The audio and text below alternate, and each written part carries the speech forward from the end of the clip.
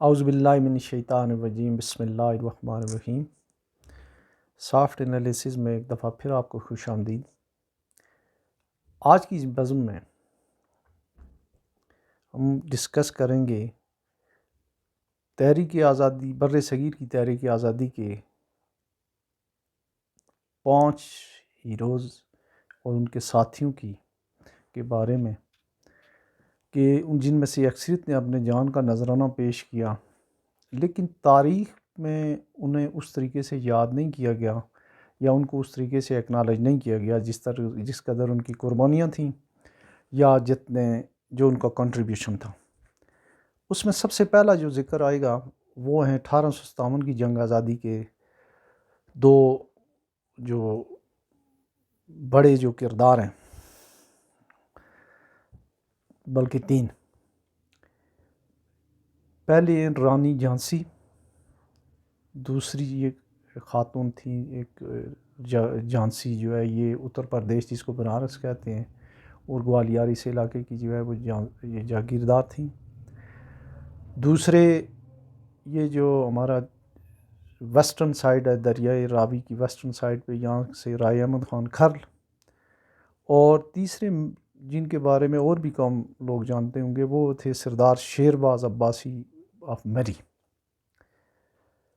یہ تینوں لوگ جو ہیں انہوں نے اپنے جان کا نذرانہ پیش کیا اپنے مادر وطن پہ اور جنگ آزادی لڑتے ہوئے۔ تھوڑا بہت رانی جھانسی کے بارے میں سے چلیں بات کرتے ہوئے چلتے ہیں، اور پھر ہم آئیں گے جو اگلے 2 جو ہیں وہ 30s کے بعد کی بات ہے، 1930s کے بعد کیا۔ تو رانی جھانسی جو ہے وہ ایک نواب تھی، ان کی جاگیر ضبط کر لی گئی۔ تو بعد میں جب انگریزوں کے خلاف بغاوت ہوئی تو کچھ 6-7 قسم کی سٹوریز مشہور ہیں۔ تو سب سے جو ان میں زیادہ معقول ہے وہ یہی ہے کہ انہوں نے بہادر شاہ ظفر اور جو مجاہدین تھے یا جنہوں نے بغاوت کی تھی ان کا ساتھ دیا، اور اس میں سارے لوگ متفق ہیں کہ وہ واحد خاتون کمانڈر تھیں جو انگریزوں کے ساتھ لڑتی ہوئے جنہوں نے اپنی جان کا نذرانہ پیش کیا۔ لیکن ان کے بارے میں چھوٹی موٹی کوئی فلم ڈرامے کے علاوہ اس طرح کی جو تاریخ ہے جو بر صغیر پاک و ان کی جو ہماری طرف لکھی گئی ہے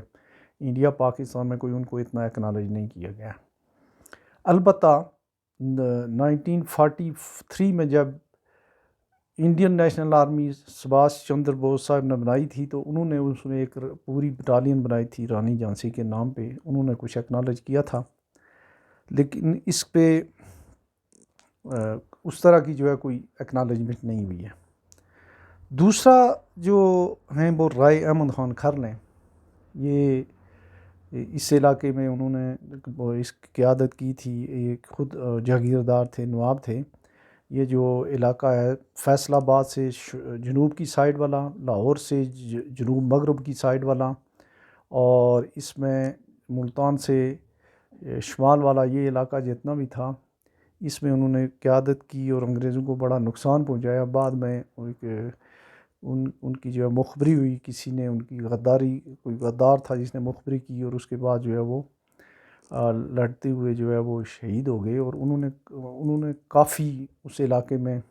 منظم طریقے سے جو ہے وہ انگریزوں کے خلاف جہاد کیا۔ تو افسوسناک بات یہ ہے کہ ان کے جو انگریزوں کے جو سہولت کار تھے، انگریزوں کے ان کے جو نمک خوار تھے، ان کے لیے تو بڑی بڑی جو ہے ہم نے تعمیر کی ہوئی ہیں، ان کے نام سے کالجز بھی ہیں، ان کے نام سے جو ہے وہ روڈیں بھی ہیں، لیکن رائے احمد خان کھرل کے اوپر نہ تو کوئی ڈرامہ کسی نے بنایا ہے اچھا، نہ کبھی کوئی ایکنالجمنٹ ہوئی ہے، نہ اس علاقے میں کسی یونیورسٹی کالج تو اس علاقے میں بہت اچھی ہیں بھی نہیں، کوئی کانٹونمنٹ بھی نہیں ہے، شاید جنگ وانگ میں تھوڑا بہت ہو۔ اور جن لوگوں نے اس وقت رائے احمد خان کھرل کے ساتھ جہاد میں حصہ لیا، بعد میں ان کو بہت ہی مارجنلائز کیا انگریزوں نے، اور ان کو لوگوں نے جنگلی کہا، اور وہ لوگ بھی اب جنگلی مطلب جنگ کرنے والے یا جنگل سے جیسے بھی تھا تو ان کو جنگلی کہتے ہیں اس علاقے میں۔ لیکن رائے احمد خان صاحب کو جو ہے اس طریقے سے، رائے احمد خان شہید کو اس طریقے سے ایکنالج نہیں کیا گیا جیسے ہونا چاہیے تھا۔ اس کے بعد ایک اور جو جہاں پہ شاید اتنی لڑائی تو نہیں ہوئی، پنڈی وغیرہ میں تو خیر دوسرے معاملات تھے. مری میں جو دو یہاں پہ برادریاں تھیں, دو قبائل تھے, ایک ڈھونڈ عباسی اور دوسرا کڑال سردار, انہوں نے بغاوت کی اور ان کی قیادت جو تھی وہ سردار شیرباز خان عباسی جو ہے وہ کر رہے تھے. تو ان کی بھی مخبری ہوئی, یہ بھی اس میں شکست کھا گئے اور جنگ میں شکست کھا گئے. یہ اس میں ان کو پھانسی دے دی گئی. اچھا میں ایک یہاں یہ جو رائے احمد خان کھرل صاحب کے بارے میں بتاتا جاؤں کہ ان کی 80 سال تھی عمر جب انہیں پھانسی دی گئی ہے. جب وہ شہید ہوئے اس وقت جو ہے, جب وہ پھانسی نہیں دی گئی تھی, شہید ہوئے تھے, تو اس وقت ان کی عمر 80 سال تھی. تو یہ مری کے سردار شہباز خان جو ہیں, انہیں جب گرفتار کیا گیا تو ان کو جب سزائے موت ہوئی, ایک تو یہ خود تھے اور 8 ان کے بیٹوں کو, مطلب اس سے بڑی اور کیا قربانی ہوتی ہے. ان کے 8 بیٹوں کو جو ہے وہ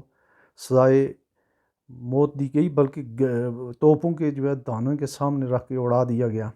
تو اس کے بارے میں کوئی پنڈی میں, مری میں, اسی علاقے میں سردار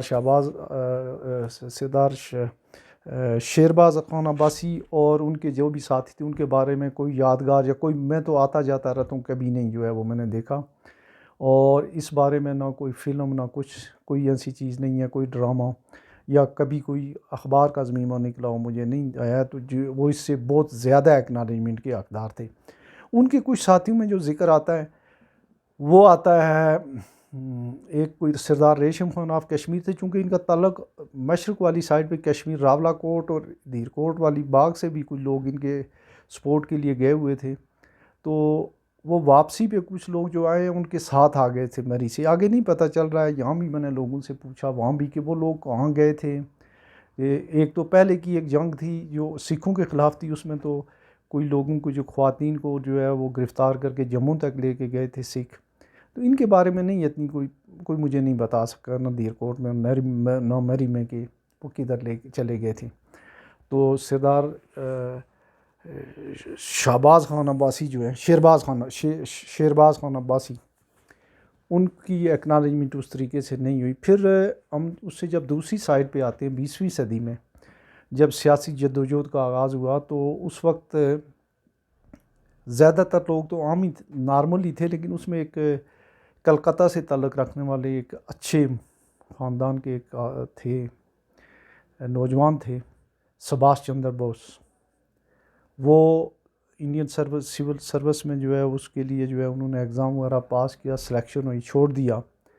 پھر اس کے بعد وہ جلدی ہی جو ہے وہ بہت ہی وائبرنٹ آدمی تھے, وہ سیاست میں آئے, کلکتہ کے میئر بنے. میئر بننے کے بعد انہوں نے کانگریس میں یا جو پالیٹکس تھی بڑا ایکٹیولی حصہ لیا اور بہت جلدی ہی وہ پاپولر ہو گئے. 1939 میں یا 38 کے جو الیکشن تھے کانگریس کے, تو اس میں انہوں نے مہاتما گاندھی اور کہ جو سپانسرڈ کینڈیڈیٹ تھے ان کو شکست دی اور کانگریس کے پریزیڈنٹ بن گئے. بعد میں انہوں نے جب کانگریس کی اور جو اوورال سیاسی جماعتوں کو دیکھا اور انہوں نے کہا کہ یہ طریقہ نہیں ہے, اس طریقے سے آزادی نہیں مل سکتی ہے, تو انہوں نے ایک فارورڈ بلاک جو ہے اپنا بنایا, کانگریس چھوڑ دی. اور جب سیکنڈ ورلڈ وار شروع ہوئی تو انہوں نے سمجھا کہ یہ ایک ان کی جو ہے وہ ایک ڈیفرنٹ آؤٹ آف باکس یہ سوچ تھی کہ انگریزوں سے ایک آزادی حاصل کرنے کا یہ بھی طریقہ ہے کہ ان کے اگینسٹ کام کیا جائے. تو وہ 1941 میں وایا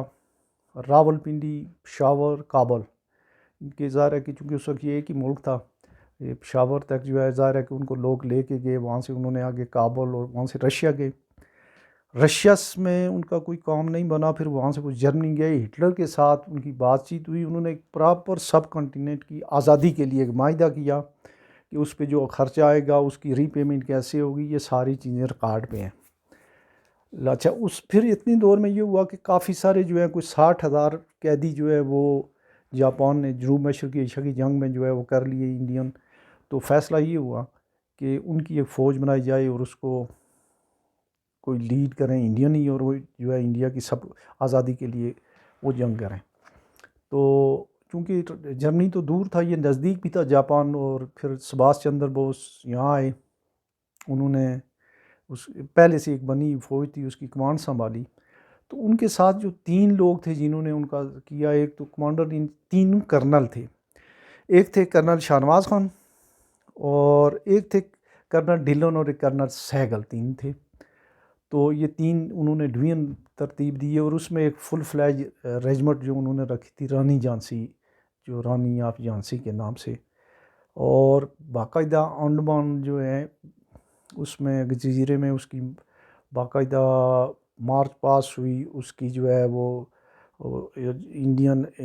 انڈین نیشنل آرمی جو ہے اس کی پوری ایک سسٹم جو ہے جیسے آرمی کا ہوتا ہے اس کا پراپر یونیفارم، یہ ساری چیزیں، کمپنیاں، پلٹون، بٹالین، برگیڈ، یہ سارے ہوئے، اور وہاں سے وایا سنگاپور ملایا انہوں نے برما پہ حملہ بھی کیا، لیکن اس وقت تک جو ہے جرمنی بھی شکست کھا گیا تھا اور جاپان نے بھی جو ہے شکست تسلیم کر لی۔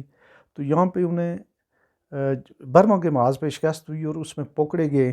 جنرل شاہنواز، جو وہ بھی پکڑے گئے، ڈھلن صاحب بھی پکڑے گئے۔ جو ڈھلن تھے وہ سکھ تھے اور جو سہگل تھے وہ ہندو تھے اور شاہنواز ظاہر مسلمان تھے۔ ان پہ مقدمہ چلا تو کانگریس نے بھی ان کے لیے 1946 میں ان کے لیے وکیل کیا اور مسلم لیگ نے بھی آفر کی، یا دونوں نے آفر کی تھی شاید۔ پر مسلم لیگ کو انہوں نے ساری کہا کہ انہوں نے ان کا وکیل نہیں دیا، کانگریس کے وکیل نے ان کا مقدمہ لڑا اور ان کو مقدمے میں اوپن ٹرائل کیا، جو برٹش آرمی تھی کورٹ مارشل کا۔ اوپن ٹرائل کے بعد اس کی انہوں نے اتنی تشہیر کی کہ وہ جب پتہ چلا آرمی میں، نیوی میں پراپر بغاوت ہو گئی، لوگوں نے جو ہے وہ مظاہرے شروع کر دیے کہ اس وقت 40 کروڑ آبادی تھی کہ ہندوستان کی ایک آواز، سہگل، ڈھلن، شاہنواز، 40 کروڑ کی ایک آواز، سہگل، ڈھلن، شاہنواز، اور بڑے بڑے مظاہرے ہوئے، اور جب حالات بالکل قابو سے باہر ہوئے تو انہوں نے ان کو جو ہے برٹش گورنمنٹ نے مجبوراً چھوڑ دیا انہیں۔ اچھا، ان میں جو یہ تو یہاں پہ ہوا، دوسری سائڈ پہ جب جاپان نے شکست تسلیم کر لی تو جو سبھاش چندر بوس تھے وہ کسی جگہ رشیا جا رہے تھے یا کہیں بھی جا رہے تھے۔ سبھاش چندر بوس کے جو اے ڈی سی تھے کرنل عبد الرحمان، جن کو جو بعد میں پاکستان آرمی میں بھی رہے، اس وقت شاید وہ کرنل نہیں تھے، میجر یا کیپٹن ہوئے ہوں گے یا میجر ہوئے ہوں گے، تو ان کے جہاز کو حادثہ پیش آیا کہیں تائیوان میں، تو تائیوان میں وہ جہاز ظاہر گر گیا اور اس میں وہ بچ گئے، کرنل رحمان بچ گئے اور وہ جو ہے وہ جان کی بازی ہار گئے، اور ان کی جو خاک ہے یا جو ان کی جست خاکی جیسے بھی تھا اس حساب سے انہوں نے میرا خیال ہے جلایا اور کہیں جاپان وغیرہ میں بھیجا تھا، بعد میں انڈیا لایا گیا یا نہیں لایا گیا۔ لیکن انڈیا کی بھی جو تاریخ ہے اس میں سبھاش چندر بوس کو وہ رسپیکٹ نہیں دی جاتی ہے، جو ایک آدھ فلم بنی ہے کوئی ڈراموں واموں میں، کوئی 20-25 سال سے میں کچھ نہ کچھ تو پھر بھی ہے، لیکن پہلے بالکل ہی جو ہے پتہ انگریز کے ڈر سے یا کیا تھا، انڈیا اور پاکستان دونوں جنگوں میں ان ہیروز کو جو ہے ٹوٹلی جو ہے اگنور کیا گیا۔ خاص کر انڈیا میں جو بندہ کانگریس کا صدر رہا ہو، گاندھی کے لیول کا آدمی ہو، اور جس نے اس طریقے سے اپنی جان دی اور اتنی بڑی اس نے قربانی دی، اس کو بالکل اگنور اور بلیک آؤٹ کرتے رہے، لیکن کچھ اکا دکا پھر بھی جو ہے وہ اب ذکر ہو رہا ہے تاریخ میں ان کا۔ اچھا، جو شاہنواز صاحب تھے ان کے بارے میں یہ بتاتا چلوں کہ ان کا تعلق یہ جو ہماری راول پنڈی کی تحصیل کوٹا ایک گاؤں ہے میرا مٹور، وہاں سے تھا۔ تو مجھے پتا تھا، میں ایک دفعہ وہاں چلا گیا، وہاں اسی گاؤں کے ٹیکا خان بھی جنرل ٹیکا خان بھی تھے جو ہمارے چیف آف آرمی سٹاف رہے ہیں، اور بے شمار اور بھی وہاں کے جنرل ہیں، اور بڑا جو ہے وہاں آرمی میں بہت لوگ ہیں۔ تو وہاں میں نے کئی لوگوں سے پوچھا، کسی کو پتہ ہی نہیں تھا کہ وہ جنرل شاہنواز یہاں کے ہیں یا نہیں ہیں، کون ہیں۔ ایک صاحب نے کہا کوئی بندہ تھا لیکن انڈیا چلا گیا تھا۔ تو انہوں نے یہ ہوا کہ جنرل شاہنواز نے جب وہاں سے وہ بری ہوئے تو وہ یہاں سے مائیگریٹ ہو کے انڈیا چلے گئے تھے۔ انڈیا میں انہیں نہرو کی اس پہ انویٹیشن پہ، تو انڈیا نے انہیں بڑی رسپیکٹ دی، اور وہ جو ہے وہاں پہ 4-5 دفعہ منسٹر رہے ہیں، میرا خیال ہے 3-4 دفعہ تو وہ لوک سبھا کے ممبر جو ہے وہ منتخب ہوئے، تو ان کو کافی حد تک ایکنالج کیا گیا انڈیا میں۔ تو جو کرنل ڈھلن اور کرنل سہگل تھے ان کو بھی اس حساب سے وہ رسپیکٹ نہیں دی گئی، لیکن کرنل شاہنواز واحد آدمی تھے، جنرل شاہنواز جو انڈین نیشنل آرمی کے جو کمانڈر ان چیف تھے، ان کو اچھی وہاں پہ پذیرائی ملی۔ تو میرا یہ کہنے کا مقصد یہ ہے کہ ان 5 بندوں کے اوپر یا 4 کے اوپر اگر کسی کے پاس کوئی مواد موجود ہو، جو سب سے اس میں معتبر اور اتھینٹیکیٹڈ جو ڈاکومنٹری ایویڈنسز ہیں وہ انگلینڈ میں ایک برٹش انڈیا لائبریری ہے، اس میں موجود ہیں۔ اور مجھے 2 بندوں کو میں نے کراچی ہوتے ہوئے اور ان کو کہا بھی کچھ ایک دفعہ